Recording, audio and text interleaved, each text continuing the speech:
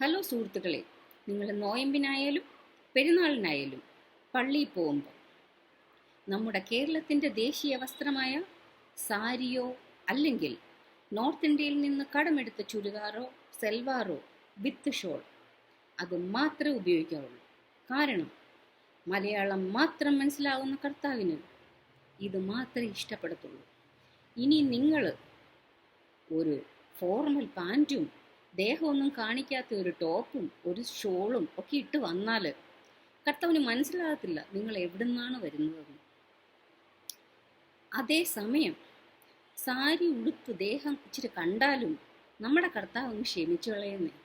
നമ്മുടെ കർത്താവ് അത്രയ്ക്കും ദയാലുവാണ്, അതും മലയാളി കർത്താവ്. പിന്നെ എന്താണെന്ന് വെച്ച് കഴിഞ്ഞാൽ കേരളത്തിൻ്റെ സംസ്കാരം നഷ്ടപ്പെടാതിരിക്കാൻ പെടാപ്പാട് പെടുന്ന മനുഷ്യരാണ് ഞങ്ങൾ. അറിയുമോ നിങ്ങൾക്ക്?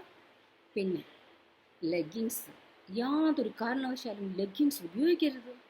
കാരണം ഈ നോമ്പ് കാലത്ത് അപ്പുറത്തെ സൈഡിൽ നിൽക്കുന്ന ആണുങ്ങൾക്ക് എന്തെങ്കിലും ദുഷ്ടവിചാരം തോന്നിയാലോ? വേണ്ട, നിങ്ങളത് ഉപയോഗിക്കരുത്. അതുപോലെ തന്നെ കമ്മ്യൂണിയന് പോകുമ്പോൾ വിശുദ്ധ കുർബാന സ്വീകരിക്കാനായിട്ട് ആരെങ്കിലുമൊക്കെ തട്ടിയിട്ടിട്ട് ഓടണം മുമ്പിൽ. കാരണം ആദ്യം വിശുദ്ധ കുർബാന സ്വീകരിക്കുന്ന 10 പേർക്ക് ദൈവത്തിൻ്റെ അനുഗ്രഹം നേരിട്ട് വന്ന് ഭവിക്കുന്നതായിരിക്കും.